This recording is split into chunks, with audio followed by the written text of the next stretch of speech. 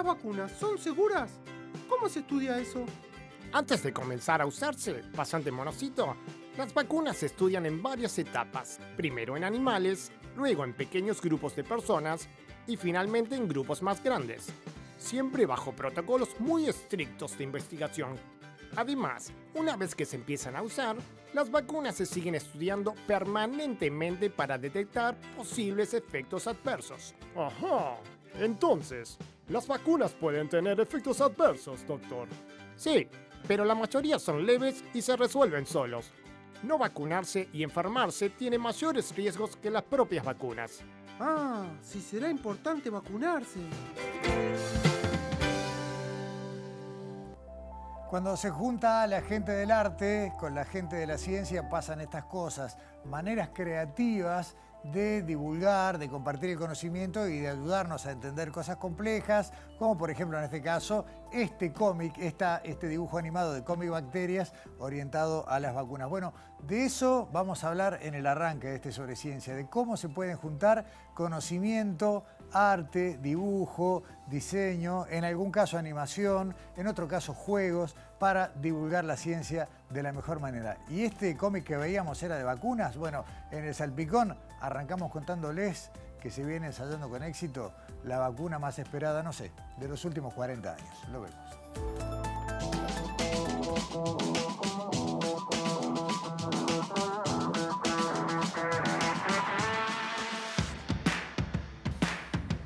Una inyección del fármaco llamado lenacapavir cada 6 meses mostró 100% de efectividad en la prevención del VIH-Sida, según un estudio internacional que fue presentado recientemente en la 25ª Conferencia Internacional del SIDA, realizada en Alemania. Como parte del ensayo llamado Purpose One, la vacuna se probó en más de 5.000 mujeres heterosexuales de Sudáfrica y Uganda de entre 16 y 25 años que recibieron lenacapavir. Se trata de un antirretroviral de una nueva familia de fármacos que se administra en forma inyectable solo 2 veces por año. Los investigadores advierten que hay que tomar estos resultados con prudencia porque es poco el tiempo de observación y se debe considerar qué sucede con las personas expuestas al lenacapavir con el paso del tiempo. La empresa farmacéutica Gilead, que lleva adelante el estudio, tiene previsto anunciar en 2025 los resultados de un ensayo del fármaco que se está probando en otras poblaciones. Científicos chinos identificaron por primera vez moléculas de agua en una muestra de roca lunar que fue recuperada por la misión Chang'e 5 de ese país. Si bien los estudios anteriores habían encontrado hidrógeno y oxígeno en minerales de la Luna, hasta ahora no se habían detectado moléculas enteras. Según el estudio chino publicado en la revista Nature Astronomy, las moléculas de agua ocupaban cerca del 40% de la masa total de la muestra. Además, la estructura y composición del mineral guardan un gran parecido con un mineral que está cerca de los volcanes en la Tierra. Este hallazgo da indicios de que en la Luna el agua podría existir bajo la forma de sales hidratadas que son más estables que el hielo. De acuerdo con los investigadores, este descubrimiento abre nuevas posibilidades para el futuro aprovechamiento de los recursos hídricos lunares y colabora con los planes para establecer una estación en el satélite. China pretende construir el modelo básico de esta Estación Internacional de Investigación Lunar para el 2035. La Organización Panamericana de la Salud emitió la última semana una alerta epidemiológica para reforzar la vigilancia del virus Oropouche, que registra un aumento de casos y las 2 primeras muertes en el mundo. Además, se notificaron los 2 primeros casos de transmisión de la madre al feto. La enfermedad es provocada por otro virus que se transmite a los humanos por la picadura de un insecto conocido como jejen. Históricamente se había concentrado en la región amazónica, pero factores vinculados al cambio climático, la deforestación y la urbanización no planificada han favorecido su extensión en estados no amazónicos de Brasil y a países donde hasta ahora no había reporte de casos como Bolivia y Cuba. Los síntomas incluyen fiebre repentina, dolor de cabeza intenso y en las articulaciones y también en los músculos. En algunos casos se presentan dan náuseas, vómitos y diarrea. Los síntomas pueden durar de 5 a 7 días y la mayoría de las personas se recuperan sin secuelas. En raras ocasiones pueden presentarse casos graves, pero en julio la OPS informó que 2 mujeres de 21 y 24 años habían muerto a causa de este cuadro viral. Hasta finales de julio se habían reportado para el primer semestre del año unos 8.000 casos confirmados de oropouche en Bolivia, Brasil, Colombia, Cuba y Perú. En la actualidad no existen vacunas ni tratamientos antivirales específicos para la fiebre oropouche, por eso la OPS insta a ampliar las campañas de prevención con el uso de repelentes y mosquiteros y fortalecer el control vectorial para reducir las poblaciones de mosquitos y jejenes. Son viejos conocidos nuestros y sin embargo nunca habían estado en Sobresciencia en plano protagónico. Ya habíamos hablado alguna vez de algún lanzamiento de Comic Bacterias, pero no en esta posibilidad de charlar un rato y de contar un poquito más de este proyecto que tiene ya varios años de recorrido. Como verán enseguida, unas cuantas ediciones diferentes y con formatos variados, pero mantienen esa idea de contar la ciencia desde un lugar ameno y comprensible, y no voy a caer en el engaño de decir solo para niños porque es para todo el mundo. Paola Scavone, Alejandro Rodríguez Huele, bienvenidos a Sobresciencia. Muchas gracias. Parte del grupo grande de Comic Bacterias. Sí, claro. Sí, somos 2 de alrededor de 11, 12 más o menos, sí, en este momento, que integramos el colectivo de Comic Bacterias. Partes, me imagino, bastante simétricas entre artistas, creativos y demás, y quienes aportan el conocimiento científico. Sí, en el mérito somos simétricos, en la cantidad no. Somos 2 guionistas y dibujantes, yo y Nicolás Peruso, y luego hay un equipo de unas cuantas científicas y científicos. Mayoritariamente sí, mujeres. Mayoritariamente mujeres del Instituto Clemente Estable y también de Facultad de Agronomía. Facultad de Agronomía y Ciencias. Recién quise ensayar una antigüedad, pero ¿en qué año salió el primer cómic de Comic Bacterias? 2017. O sea, en 2017 empezamos a hacerlo y creo que se publicó en el 2018. Bien, ¿y cómo fue el origen de esto? Bueno, un poco surge como una carencia. En el instituto nosotros recibimos visitas escolares y una cosa que notábamos era que no tenía ningún material para aprender de la microbiología. Y una de las cosas más difíciles de la microbiología es que los niños y las niñas no pueden ver de lo que estamos hablando si no contamos con un instrumento, con un microscopio. Entonces eso hacía muy dificultoso explicarle, y no había nada acá en Uruguay y en la región que contara sobre la microbiología. Y en ese principio que dijimos, bueno, vamos a empezar a hacer algo, pensamos en escribir un libro. Yeah. Y ahí dijimos, de repente no es la mejor forma de llegar a los niños de una forma más amena, con un lenguaje que es el lenguaje más adecuado para ellos, y transmitiendo los conocimientos científicos que queríamos transmitir. Y ahí es que nos contactamos con Alejandro y con Nicolás, y les contamos de esta idea, que en un principio pensamos que era muy loca, que era imposible, y bueno, y surgió Comic Bacterias.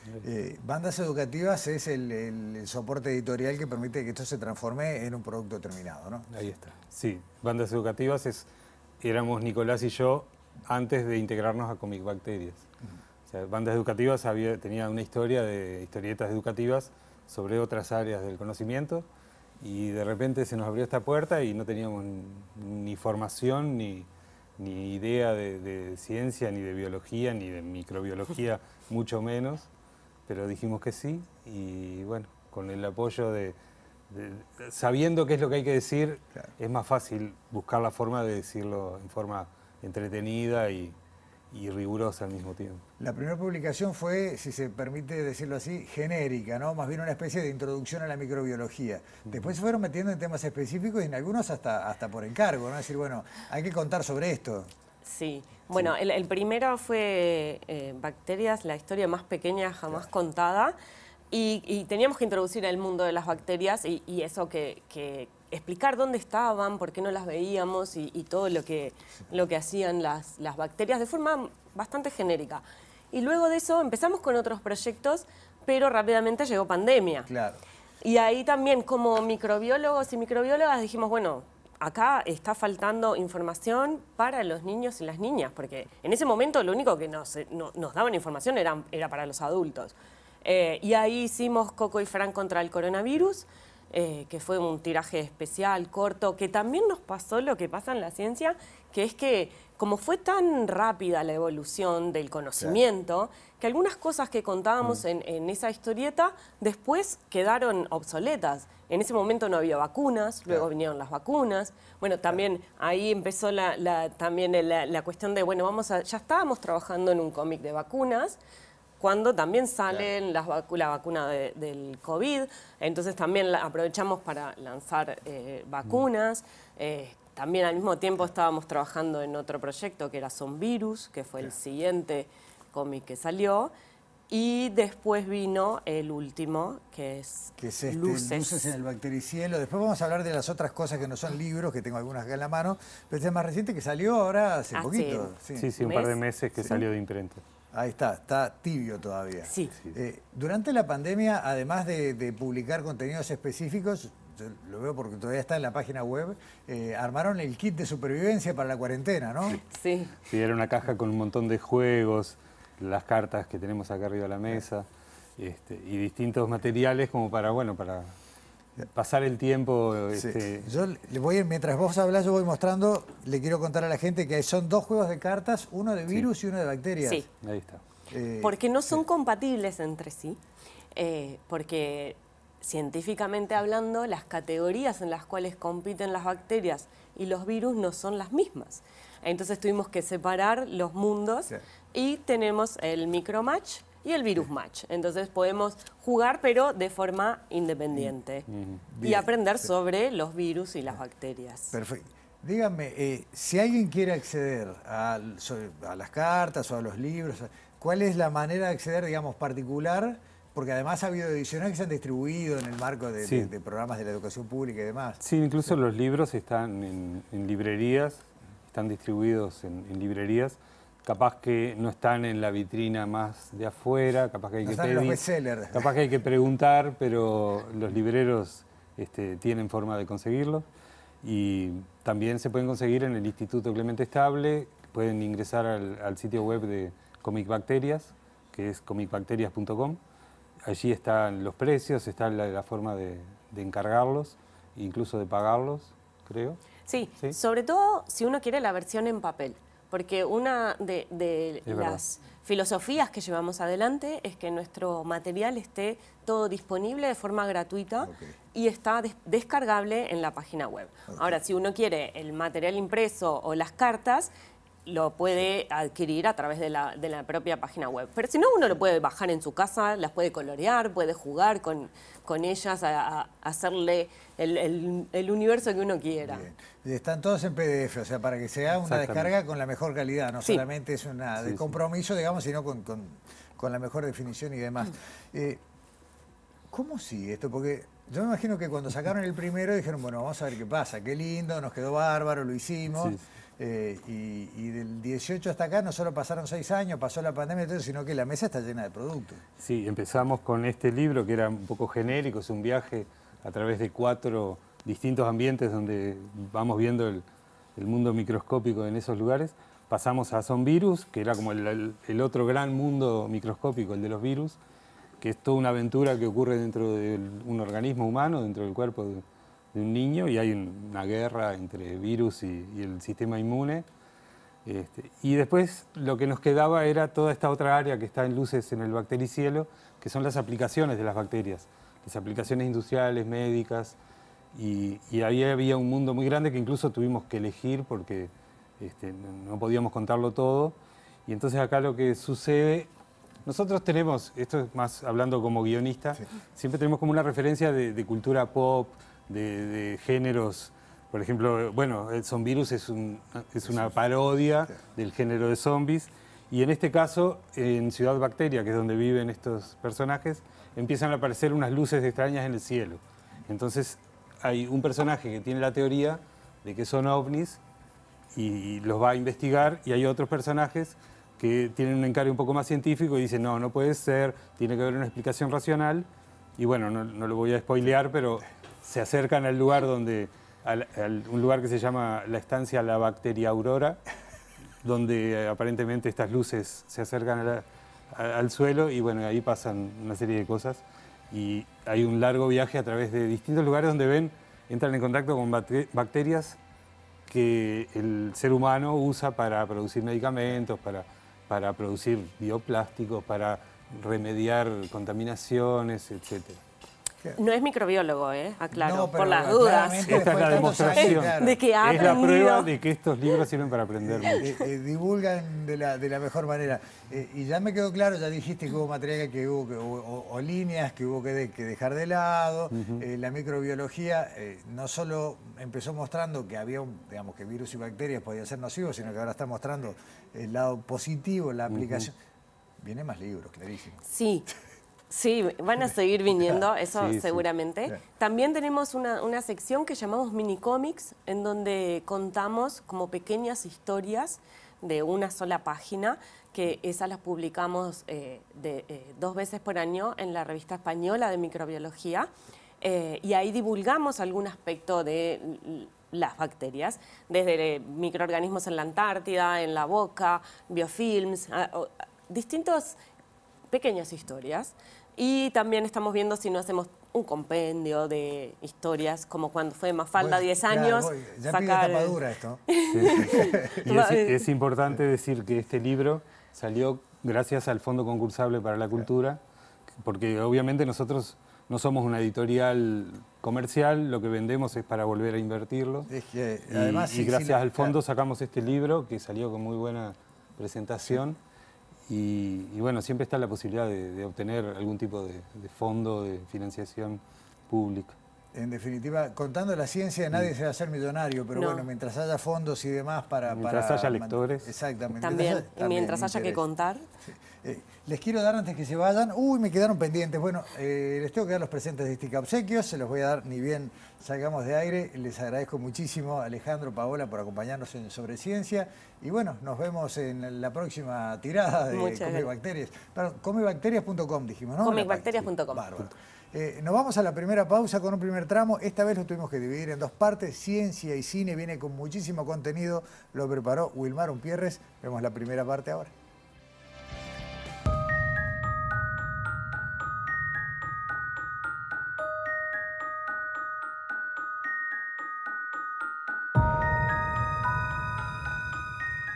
Arrancamos nuestro habitual repaso, este aporte humilde sobre lo que se puede encontrar en plataformas respecto a ciencia, tecnología, lo que nos puede aportar el universo del audiovisual sobre ciencia. Vamos a arrancar con Los misterios de los guerreros de terracota, una película británica dirigida por James Tobel.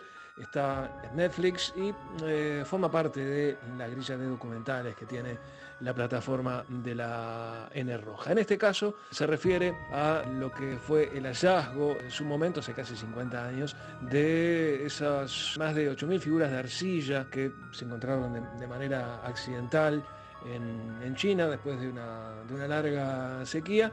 Y bueno, a través de entrevistas con expertos, reconstrucciones históricas y técnicas de grabación bastante avanzadas, bueno, se logra una producción que ofrece una inmersión bastante profunda en el contexto histórico y cultural de la antigua China. Los espectadores van a poder explorar cómo y por qué se creó ese ejército, las creencias, los rituales asociados con la muerte y con el más allá, naturalmente, en la China imperial, y los recientes hallazgos que siguen develando algunos aspectos novedosos de ese legado que para muchos es enigmático, obviamente. Este documental no solo destaca por su rigurosa investigación, sino también por su capacidad de transportar al público a una época no solamente lejana, sino también de enorme grandeza, por así decirlo, desde el punto de vista histórico. En lo visual es una producción absolutamente suntuosa, muy bien escrita además, y es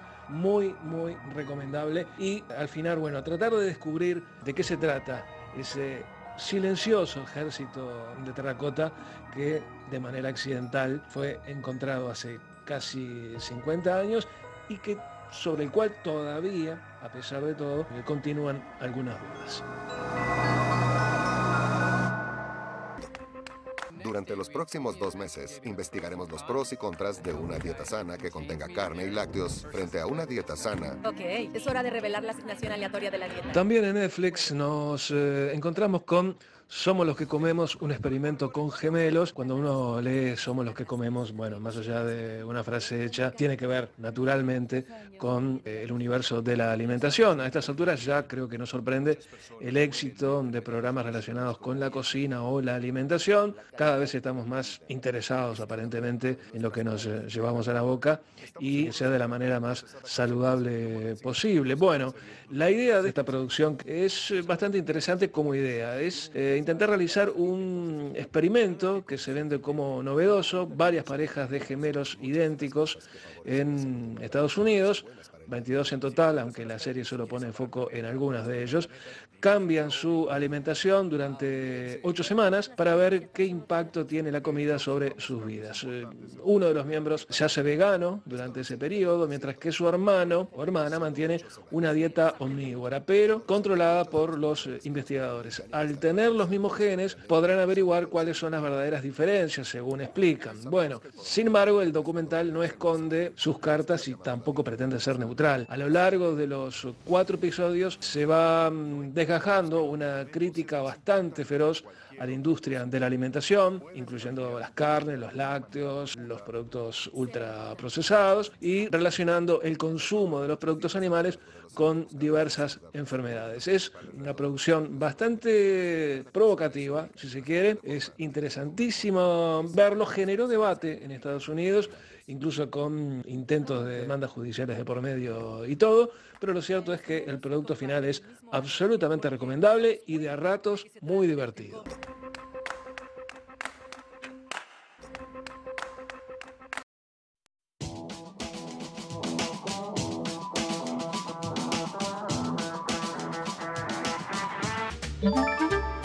Presenta FENAPES. Hagamos un trato por la educación pública. Seguimos haciendo Sobre Ciencia aquí en TV Ciudad y vamos a hablar del clima. ¿Qué tema nos da más conversación que el clima, que el tiempo? Y más cuando el tiempo hace cosas que nos hacen decir la vieja frase del tiempo está loco. Bueno, olas de calor tiene que ver con eso. Es un informe que nos trae Daniela Hirschfeld, quien estuvo conversando con el investigador, magíster en geociencias, Santiago de Melo, porque hay muchas cosas que no sabemos y que nos van a interesar sobre las olas de calor. Lo comenzamos a ver ahora.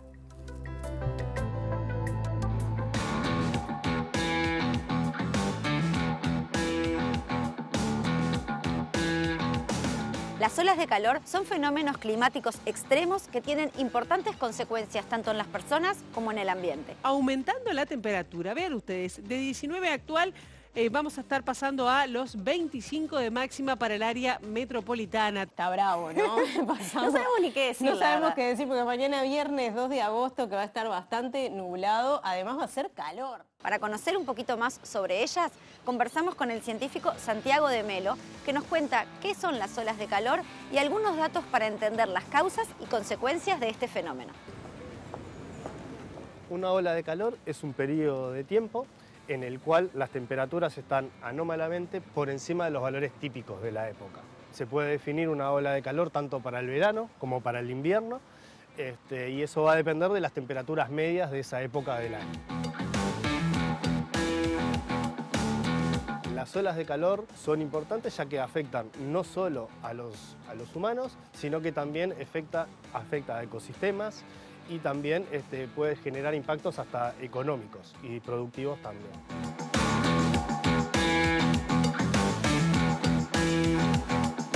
Una ola de calor y sus impactos pueden abarcar desde lo que es aspectos económicos, como puede ser la producción, merma en la producción, por ejemplo en la producción lechera, tiende con las olas de calor a verse afectada. También en cuanto al rendimiento de las personas y lo que son las horas laborables. Y en términos generales, algunos estudios marcan que entre 0,6 y 1,5 del Producto Bruto Interno en un año con muchas olas de calor puede ser afectado por este tipo de eventos meteorológicos.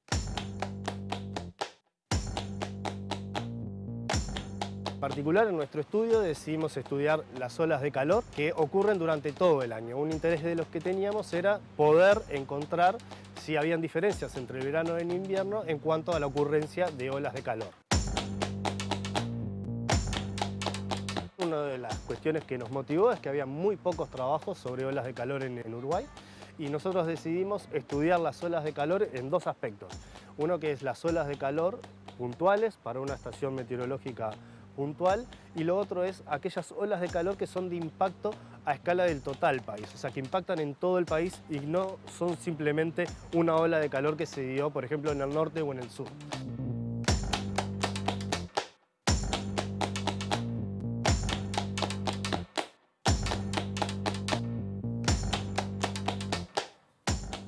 Bueno, ya vimos cómo se define una ola de calor, cómo impacta incluso en la actividad económica, ya no solo en nosotros, en cómo nos sentimos, sino que tiene un correlato incluso en costos, pero además vimos que se trata de una investigación que cubre todo el país y cubre todas las estaciones del año, porque hay cosas que son muy valiosas para descubrir en esta segunda parte del informe que preparó Daniela Hirschfeld conversando con Santiago de Melo.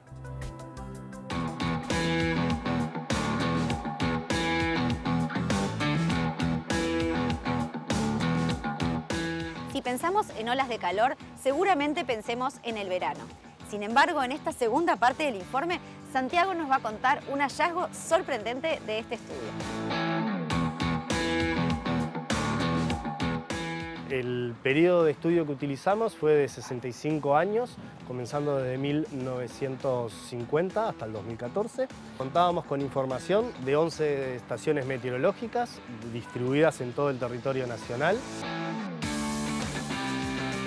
También hicimos un análisis de esas series de temperatura, utilizamos tanto las temperaturas máximas como las temperaturas mínimas, porque a nosotros no solo nos interesa lo que son los umbrales de temperaturas máximos, sino también las temperaturas mínimas, que las noches, por ejemplo, no refresquen. Eso hace que, por ejemplo, el estrés de lo que son las personas, por ejemplo, o las personas mayores, si no descansan en la noche, no logran recuperarse. Y ese era un factor que nosotros queríamos atender en este estudio. Hicimos también el análisis para cada uno de esos 11 puntos donde teníamos datos, donde analizamos las olas de calor que se generaron en cada uno de esos puntos. Encontramos que hay una tendencia a un aumento en la zona norte, principalmente en lo que es Salto y Rivera. Eso sí analizamos a escala de una estación meteorológica puntual. Yendo a lo que son las olas de calor generalizadas, una ola de calor la definimos cuando tenemos 3 días consecutivos con las temperaturas mínimas y máximas por encima del percentil 90 de la climatología para ese periodo de tiempo. El percentil 90 que usamos para definir las olas de calor implica, por ejemplo, en el verano en el norte del país temperaturas superiores a 37 grados y en el sur, en Montevideo y toda la costa, temperaturas por encima de los 22-23 grados. Y en el invierno las temperaturas están entre los 28 grados, las temperaturas máximas, y los 17 grados, las temperaturas en lo que sería más hacia el sur del país. Logramos determinar que tenemos en ese periodo, de esos 65 años de estudio, 82 olas de calor generalizadas, donde de las cuales entre lo que es primavera y verano tenemos la tercera parte de lo que son olas de calor entre el otoño y el invierno. Los resultados obtenidos en cuanto a que tenemos 3 veces más olas de calor en el invierno y en el otoño nos llevó a hacer un análisis a distintas escalas de estos procesos en cada una de las estaciones del año. Encontramos que en el verano, cuando tenemos condiciones de La Niña y SAM con valores positivos, tenemos olas de calor más cortas, en mayor cantidad y de intensidad menor. Y viceversa, cuando tenemos condiciones del Niño y valores de SAM negativos.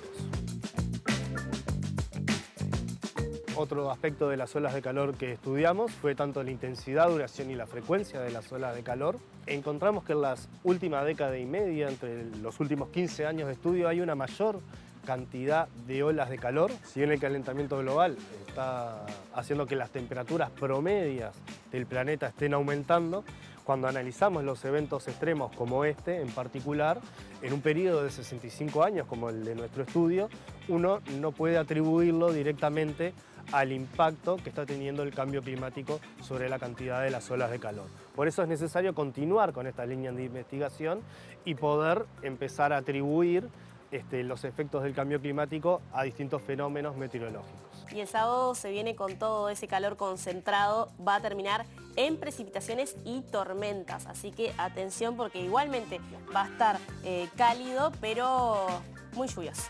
Muy lluvioso y después baja la temperatura, ya lo iremos viendo, monitoreando desde mañana, pero bueno, a tener en cuenta estos datos.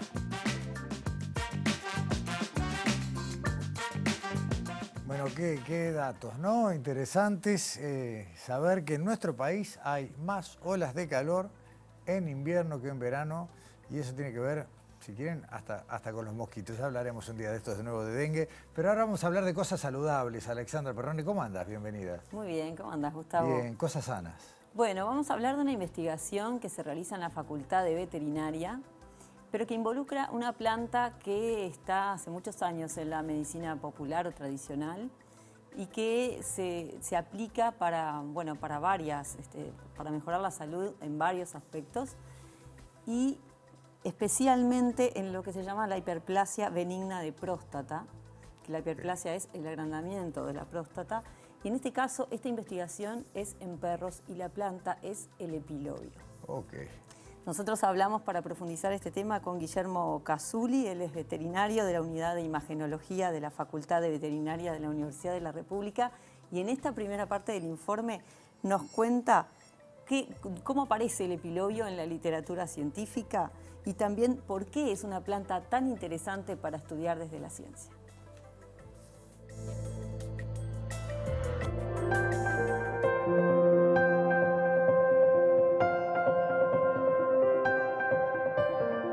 El epilobio es una planta herbácea, es un género que está integrado en 200 especies aproximadamente. Las más comunes o las más utilizadas en la bibliografía es el Parviflorum, el Epilobium parviflorum y el Angustifolium, y está distribuido en varios países del mundo.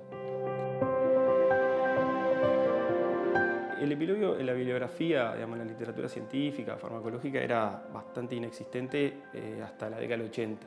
Ahí se empieza a postular como un tratamiento efectivo para patologías de vejiga, de riñón y principalmente de próstata, inclusive el tumor prostático, uno de los tipos tumorales de próstata.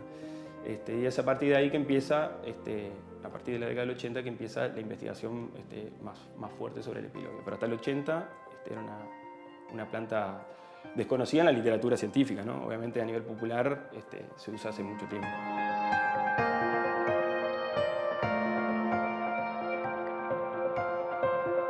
El principal compuesto, que se piensa que es el principal compuesto activo, es la enoteína B. Sí, la enoteína B es el agitanino. Se ha visto que tiene efecto antioxidante, efecto inmunomodulador, inhibe la proliferación de células prostáticas. Tiene una inhibición de algunas enzimas, específicamente la 5-alfa reductasa, que es una enzima que transforma la testosterona en dihidrotestosterona, que es el metabolito, es el principal, es más activo que la testosterona, ejerciendo el efecto sobre la glándula prostática. Eso produce el crecimiento de la glándula prostática. Entonces, de hecho, hay fármacos sintéticos que actúan inhibiendo esa enzima. Bueno, la enoteína B tiene ese efecto dentro de los efectos que presenta y después también se ha visto efectos citotóxicos sobre células tumorales también, de manera in vitro, pero hay estudios al respecto. En la literatura no se han encontrado efectos tóxicos en el epilobio, han probado diferentes dosis en ratas y ratones y no han encontrado citotoxicidad en ningún parénquima y de hecho en el estudio que hay en humanos es bien tolerado. No aparecen síntomas asociados a la ingestión del epilobio, incluso en su bioquímica tampoco, porque ellos también estudian el efecto sobre el funcional hepático, renal, en sangre, y no han encontrado nada. Ese estudio es por 3 meses, por lo menos por 3 meses, no han encontrado un efecto negativo, así que es considerado, por ahora es considerado un producto seguro. Falta igual estudios clínicos con más tiempo o dependiendo de la dosis, etc.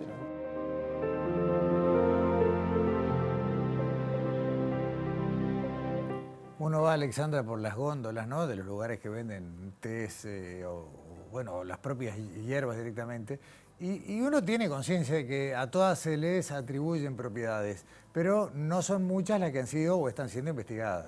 Sí, y bueno, nos decía Guillermo que hay algunos ensayos clínicos en la literatura y que se necesitan más para comprobar esto, pero bueno, la investigación de él es en perros y justamente nos cuenta en esta segunda parte del informe cómo surgió esta investigación y cuáles son los síntomas que tienen los perros cuando tienen hiperplasia prostática y cómo nos podemos dar cuenta a los tutores que nuestro perro tiene esa patología.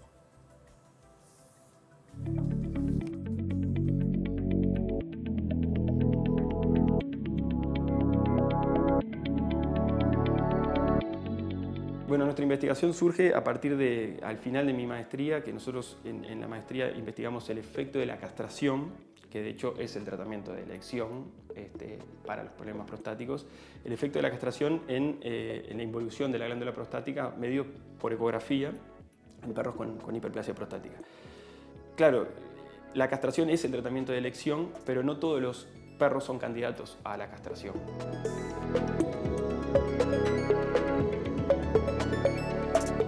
Entonces ahí dijimos, bueno, están los tratamientos farmacológicos y surge a partir de uno de mis tutores, de Juan Pablo Damián, que nos tira la idea que había leído, había unos reportes en la literatura de productos naturales para el tratamiento de hiperplasia en ratones y algunos en humanos, y dijimos, bueno, vamos a investigar. Y ahí dimos con el epilobio, que resulta que después, con la gente en general y conocidos, apareció en la casa de mucha gente el epilobio. Como tratamiento como preventivo o tratamiento de patologías prostáticas. Entonces ahí arrancamos con el epilobio.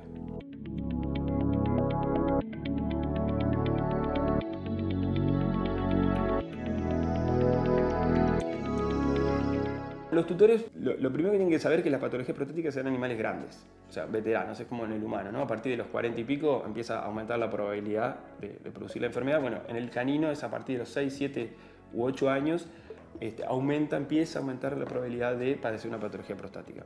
Lo otro clave es que se dan animales, en un 90 y pico % de animales enteros, o sea, no castrados. O sea, que si yo tengo mi perro de 10 años entero, la probabilidad de una patología prostática es relativamente alta.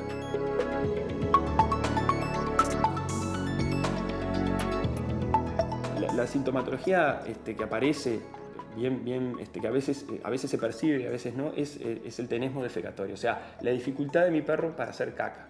Y eso se da porque al aumentar el tamaño de la glándula prostática comprime la luz del colon y hace que la luz disminuya y no permite el pasaje fluido de la materia fecal. Entonces el animal lo que va a tener se va a poner en posición para defecar y no va a poder hacerlo. Va a seguir unos pasos, va a volver a hacerlo, capaz que defeca algunas bolitas o incluso la materia fecal aplanada en vez de tener forma materia fecal. Entonces esos son los primeros síntomas que aparece. El perro está bárbaro, pero notan que tiene dificultad para defecar.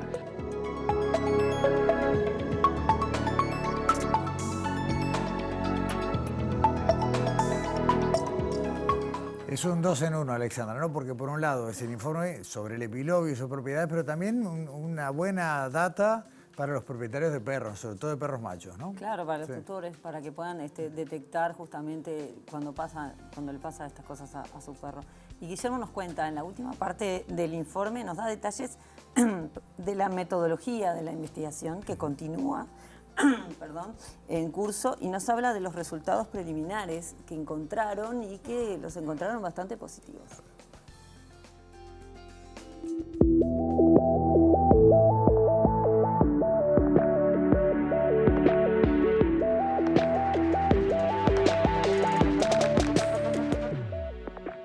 El objetivo de nuestra investigación es evaluar el efecto del epilobio en contraposición a un medicamento sintético, químico, farmacológico de venta humano también. Se usa en humanos y se usa en perros, que es el finasteride.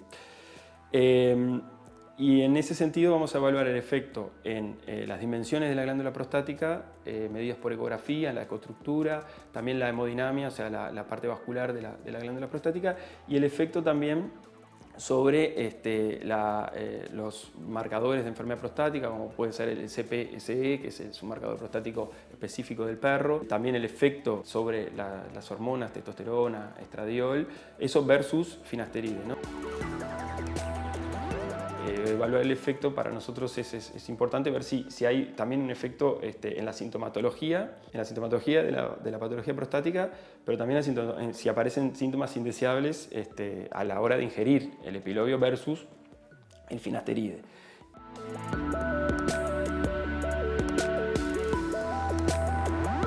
Nos pusimos en contacto con la gente de la Botica del Señor. Lo que hicimos fue cuantificar la concentración de enoteína B, y eso lo hicimos poniéndonos en contacto con gente de la Facultad de Química, con Fernando Ferreira y Lucía Minini, que trabajan en el laboratorio, que fue ella la que determinó la concentración, que nos dijo, bueno, es un 13%, es una buena concentración, y a partir de esa concentración y de extrapolar dosis de animales y de humanos, hicimos un cálculo de los miligramos que necesitábamos para administrarles a los perros, y luego de eso encapsulamos, según los miligramos que obtuvimos, hicimos cápsulas que nosotros, el tutor se lo administra vía oral todos los días. Hasta ahora hemos tenido 2 perros que han sido tratados con el epilobio, y bueno, hay algunos resultados alentadores. Lo primero, alentador, es que en la bioquímica no han aparecido ninguna alteración, es muy bien tolerado por los animales, no hay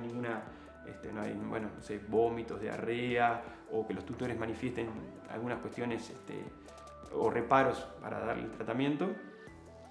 Manifiestan que está todo bien, y de hecho eso se refleja en su bioquímica, o sea que en cuanto a la seguridad venimos bien. Y después, ecográficamente, hay algunos resultados alentadores. Parecería disminuir el tamaño prostático, no obviamente de la manera que es con la castración, que es mucho más rápido, pero bueno, necesitamos también compararlo obviamente vamos a tener que hacer la comparación con el grupo control, que es el finasteride, pero habría ciertos resultados alentadores en principio. Falta el análisis de esos datos, ¿no?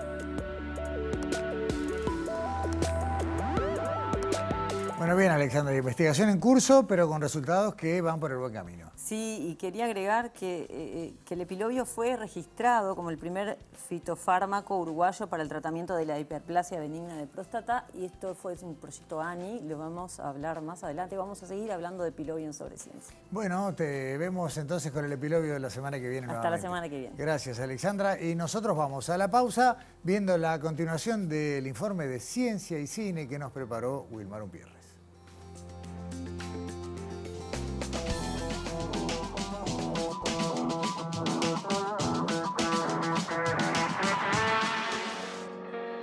Y ahora, continuando en esta columna sobre ciencia, vamos a hablar un poco de energía, en este caso, acontecimiento, una revolución de la energía limpia. Este documental está en la plataforma Max, está dirigida por James Redford. Como se puede sospechar, el amigo James Redford es el hijo del mito vivo de la historia del cine, Robert Redford. James Redford se juntó con Mark Ruffalo para hacer esta película, este documental, sobre un viaje a través de los Estados Unidos para tratar de estudiar o dar un pantallazo, hacer zoom sobre el estado actual y el futuro de las energías limpias. Y en ese viaje, el director Redford se reúne con políticos, ejecutivos, activistas sociales, gente en general bastante bien pensante y que tiene una visión un poco más allá de lo que tiene que ser la energía, en este caso para un país central como Estados Unidos. Y bueno, lo que busca el director es, bueno, tratar de encontrar caminos que apunten a la búsqueda de reducir la dependencia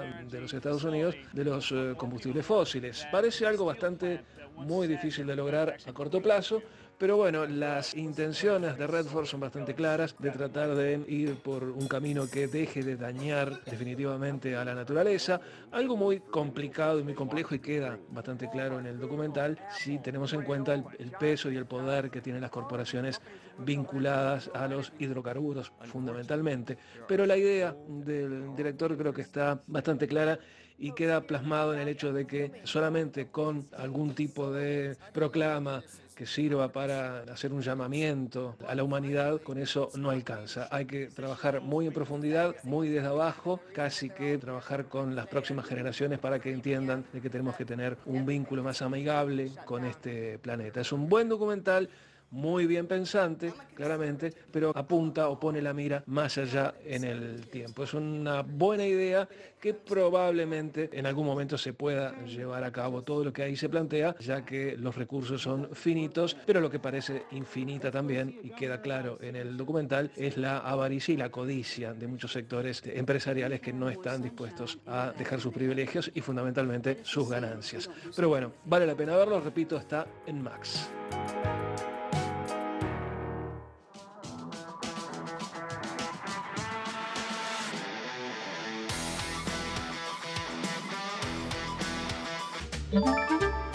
Presentó FENAPES.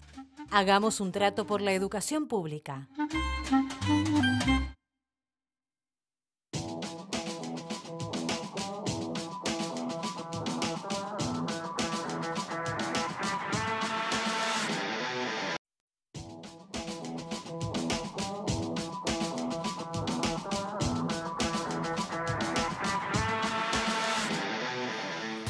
Hace algunos meses hubo una actividad en la cual tuve la suerte de estar y de esa manera uno empieza a entender un poco más algunas cosas. Esa actividad se trató de un abrazo simbólico al Hospital Maciel, protagonizado por un grupo de pacientes bariátricos. Y uno dice, bueno, en definitiva, quienes lo vemos de una mirada muy llana al tema, pensamos, bueno, es un tema de, en algún caso puede haber algún componente genético, pero siempre cometemos la torpeza de pensar que hay un tema de voluntad o de hábitos o de cosas que se pueden cambiar en uno mismo. Y resulta que no, y eso fue lo que aprendí ese día, ¿no? Que muchas veces cuando hay un cuadro de obesidad mórbida, hay muchos factores que influyen y que hay herramientas que no pueden aplicarse aisladamente, que hacen falta muchas para devolver cierta calidad de vida y cierta posibilidad de una mejor salud a quienes padecen de este problema. Bueno, ¿y por qué toda esta introducción? Porque hace poco se publicó, y eso es lo valioso de todo esto, de tener ciencia en Uruguay, una investigación generada entre el Instituto Pasteur de Montevideo y el Hospital Maciel, la Facultad de Medicina, que está inserta también con varias de sus cátedras en el Hospital Maciel, sobre un precursor que podría indicar mayor o menor éxito en determinados tratamientos, puntualmente cirugía bariátrica, a la hora de tratar a pacientes con obesidad mórbida. Dicha esta extensa introducción que no quería dejar de hacer, le agradecemos muchísimo al doctor Gustavo Bruno, al doctor Leonardo Santos del Hospital Maciel, del Instituto Pasteur de Montevideo, firmantes de un grupo grande de investigadoras e investigadores que llevó adelante esto que, en definitiva, es una proteína. Es una proteína. A ver. Es una proteína que nosotros identificamos como un posible marcador que pueda predecir, medido por el índice de masa corporal que tienen los pacientes a los 6 meses de la operación, de la cirugía bariátrica, puede llegar a predecir la evolución, si va a ser más favorable o menos favorable en función de los niveles de la proteína. O sea, el primer entendido acá es que no siempre un paciente que atraviesa el proceso de cirugía bariátrica tiene un resultado exitoso. Bueno, no. En realidad, ahí tenemos que entender lo que es la enfermedad, ¿no? La enfermedad es la obesidad. Y la obesidad hoy está definida como una enfermedad crónica. Por lo tanto, en teoría no tendría curación. Tiene remisiones, tiene empujes, y eso es lo que va transitando el paciente en el correr de su enfermedad. Y como enfermedad crónica también tiene distintos escalones terapéuticos. O sea, el primer escalón, cambio de hábito, ejercicio físico, con terapias cognitivo-conductuales. Segundo escalón es ya tratamientos farmacológicos, que hoy hay un montón de tratamientos farmacológicos que son muchos, están en boga, nuevos, que en el país todavía no están estos últimos, como el semaglutid, los inhibidores GLP-1, que realmente han mostrado un resultado muy bueno en el tratamiento de la obesidad, después tendrán otros problemas. Y el tercer escalón, o el cuarto, depende cómo uno lo mire, es la cirugía bariátrica. La cirugía bariátrica es una herramienta válida para el tratamiento en el mundo entero, ¿no? Y eso es la realidad. Lo que sí tenemos que entender que no todos los pacientes se tratan igual y entender que el tratamiento debe ser individualizado en función de cada uno de nosotros, encontrando cuáles son esos determinantes más relevantes que nos llevan a tener esa obesidad mórbida.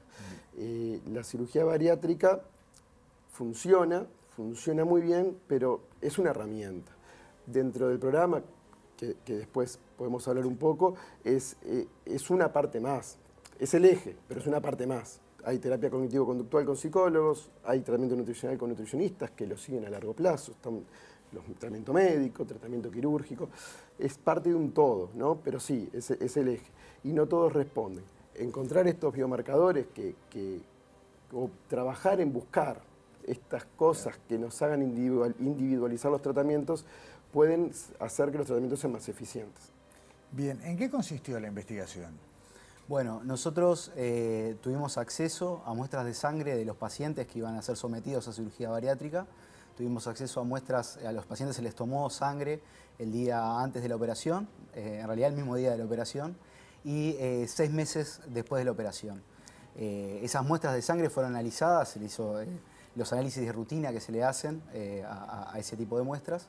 Y además a nosotros nos interesó buscar o medir los niveles de esta proteína FSTL1 que nosotros ya veníamos trabajando en el laboratorio y pensamos que puede llegar a ser importante en lo que es la regulación del metabolismo. Y bueno, como en realidad nosotros nos interesaba esta proteína y teníamos las muestras de pacientes y bueno, nos tiramos al agua en ver cómo estaban los niveles de esta proteína y fue así como surgió al analizar y cruzar los datos, porque nosotros, el artículo habla de FSTL1 y bueno, esa correlación que se vio, pero además de FSTL1 se midió la glicemia de los pacientes y otros indicadores en sangre. Y bueno, y en modelos matemáticos que se desarrolló por parte del equipo, por Lucía Spangenberg, logramos obtener esta correlación que hay entre los niveles de la proteína y el éxito de la cirugía bariátrica. De nuevo, disculpen que cuando se habla de éxito, como dijo Gustavo, en realidad la cirugía bariátrica en todos los casos de estos pacientes fue exitosa, ¿no? No es que... Pero claro, bueno, el tema es como ustedes bien decían en el arranque, se trata de una enfermedad crónica y lo que hay que ver es la evolución en el tiempo, no solamente si la cirugía sale bien, sino si en definitiva el paciente gana en recuperación ante esa enfermedad. Sí, exactamente.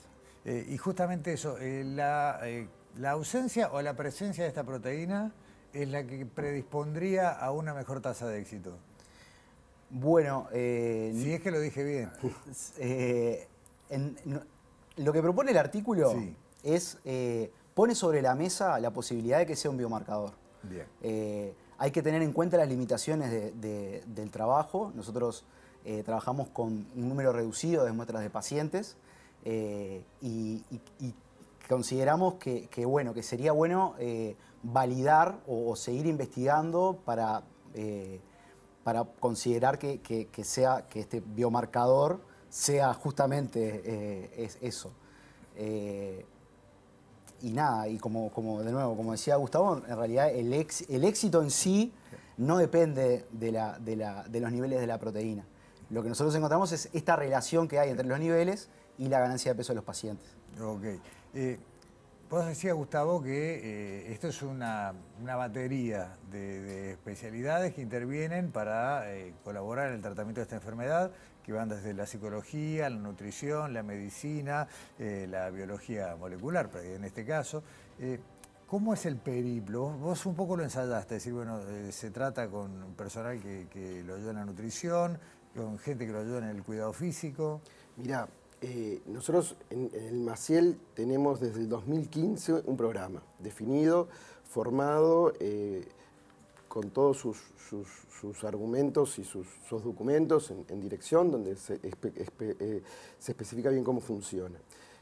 Los cirujanos en sí, las primeras cirugías bariátricas se operó en el 2008 en el Maciel, o sea que hay un trayecto ya bastante largo que se ha caminado con Gustavo Rodríguez, Pablo Balsa-Giacomo, que son los cirujanos líderes del programa. Pero en el 2015 formamos el programa, que ingresamos, yo soy internista, ingresamos los internistas y otras especialidades, y hoy hay 6, 7 especialidades médicas distintas que trabajan en el programa. El paciente llega al Maciel de todo el país, ¿no? de salud pública, que eso no es una paradoja, no sé si llamarlo paradoja, pero es algo interesante, que, está bueno, que hoy en salud pública se cuenta con un tratamiento especializado de una patología muy prevalente que en el sector privado no lo brinda y que de hecho si uno no es de salud pública y lo quiere adquirir, lo tiene que pagar como privado. Claro. Y los pacientes en el Maciel o en ACE... Los usuarios de ACE en general, claro. Lo tienen sin costo, ¿no? Eso es una bandera que tenemos que marcar porque realmente... Sí, que conocer, ¿no? Sin duda. No porque sea financiamiento público, privado o mutual... está privado de tener esto, que no es la única cosa que distingue al Maciel, pero esta es una de las más valiosas. No, tiene otras, por supuesto, pero esta es una de ellas. Y está metida en la Facultad de Medicina. O sea, yo soy Facultad de Medicina también, soy empleado del Maciel, pero soy docente de Medicina, como Rodríguez, como Palcellano. Y el paciente de todo el país de ACE llega al Maciel, tenemos un circuito de consultorios en línea, pasa por los cirujanos, por la nutricionista, por los internistas, por nosotros, le hacemos la valoración de lo que es la enfermedad obesidad y todas las comorbilidades que la obesidad tiene, hipertensión, diabetes, apnea del sueño, hígado graso, etc. Y lo empezamos a estudiar y empezamos las primeras líneas terapéuticas. Ahí va con la nutricionista, donde adecúa también el tratamiento nutricional y posteriormente al cirujano, donde también lo va preparando ante la eventualidad de la cirugía bariátrica. Nuestros pacientes no son, por ejemplo, en el artículo, si uno ve un poco las tablas y los indicadores, el índice de masa corporal medio de los pacientes del artículo es 50. O sea, son pacientes con obesidad mórbida que terminan en bariátrica. El tratamiento es la cirugía bariátrica. Y bueno, y después tienen sí la consulta con el psicólogo, y bueno, y ahí empiezan un periplo de entre 3, 6 meses, depende más, para que tengan los estudios y estén adecuados para poder ser pasibles de la cirugía. Cuando llegan a la cirugía también los vemos todos en la internación y después los seguimos como un equipo multidisciplinario o interdisciplinario a lo largo del tiempo. Lo que tratamos de hacer siempre nosotros es tener muchos nexos en el interior del país para evitar esos traslados tanto hacia el paciente, pero bueno, a veces se forman, a veces es un poco más difícil. Una pregunta que no sé para cualquiera de los dos, pero ¿qué pasa si el estudio del marcador no alienta a pensar que la cirugía va a tener una respuesta adecuada? ¿Hay alternativas? ¿Se puede pensar el día de mañana algún tipo de tratamiento? ¿Cómo sigue esto? ¿O es un diagnóstico de por acá no es? No sé, Gustavo. No, bueno, a ver, para nosotros fue muy importante este trabajo, no solo por el estudio del eventual biomarcador y de la eventual respuesta que puede tener la cirugía a los altos niveles de esa proteína en sangre. Fue muy importante por el trabajo que hicimos con el Instituto Pasteur y que formamos el grupo, ¿no? Se terminó de conformar un grupo de trabajo desde la mesada al paciente, que eso en Uruguay no es tan fácil, donde hacemos de todos los estadios de la medicina en este grupo súper interdisciplinario de trabajo, donde vemos desde los cirujanos que son profesores hasta ellos que están en el Pasteur, que vamos buscando como otras opciones como biomarcadores. De vuelta, encontrar un biomarcador es bueno, es una buena estrategia porque el tratamiento de la obesidad tiene que ser individualizado. Entonces, cuanto más lo individualicemos, mejores resultados vamos a tener, ya sea porque el tratamiento sea médico, farmacológico sobre el sistema nervioso central, médico farmacológico sobre el aparato digestivo, restricción gástrica, etc. Pero estas cosas funcionan. Pero lo que más es relevante es que esto es un primer paso. Hay que seguir trabajando, hay que darle más número de pacientes, pero sobre todo consolidar un grupo de trabajo muy fuerte. Leonardo, vos decías, creo que la proteína FSTL1, ahora sí, ¿es un marcador endocrino o está asociada a una reacción endocrina? Bueno, la proteína, lo que se conoce, hay varios artículos que hablan sobre la función de esta molécula, que es una proteína que normalmente nosotros sintetizamos. Es una proteína de secreción, o sea que la célula la sintetiza y la secreta al medio extracelular, por eso la pudimos detectar justamente en sangre. Y nosotros, también está reportado que el tejido adiposo es uno de los tejidos que más sintetiza y libera al medio esta proteína.